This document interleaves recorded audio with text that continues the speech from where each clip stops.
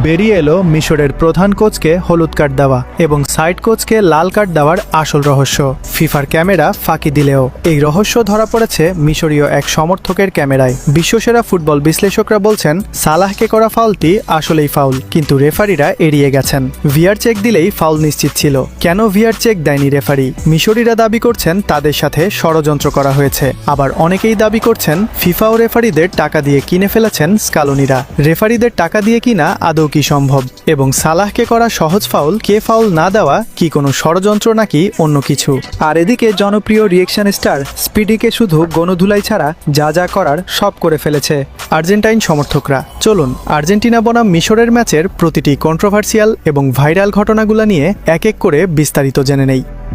ম্যাচের শেষ দিকে ভিএআর রিভিউয়ের পর যখন সিদ্ধান্ত মিশরের বিপক্ষে যায়, হাসান রেফারির প্রতি ক্ষুব্ধ হয়ে তার দুই হাত দিয়ে এক্স আকৃতির একটা অঙ্গভঙ্গি করেন। এটা গুরুত্বপূর্ণ কারণ ফিফার নিয়ম অনুযায়ী এই এক্স জেস্টারটা হলো বর্ণবাদী নির্যাতনের রিপোর্ট করার জন্য নির্ধারিত ইউনিভার্সাল সিগন্যাল। এই জেস্টার দেখানো হলে রেফারির একটা 3 ধাপের প্রোটোকল অনুসরণ করার কথা। প্রথমে খেলা সাময়িক বন্ধ করা, তারপরও চললে খেলা স্থগিত করা এবং তাতেও না থামলে ম্যাচ বাতিল করে দেওয়া। কিন্তু রেফারি লেতেক্সিয়ে এই প্রোটোকল অনুসরণ না করে মিশরের কোচ হাসানকে হলুদ কার্ড দেখিয়ে খেলা চালিয়ে যান। এক্সট্রা টাইমের 9 মিনিটে ভিএআর রিভিউয়ের অভাব নিয়ে আপত্তি জানানোর কারণে হাসান নিজেই পরে বলেছিলেন তিনি শুধু বলছিলেন এটা অন্যায্য, হয়তো রেফারি কিছু একটা লুকাচ্ছেন। ঠিক কেন তাকে হলুদ কার্ড দেখানো হলো, এক্স জেস্টারের জন্য নাকি রেফারির সাথে তর্কের জন্য তা স্পষ্ট নয়। তবে পুরো ম্যাচ জুড়েই উত্তেজনা তৈরি হচ্ছিল সেটা স্পষ্ট ছিল।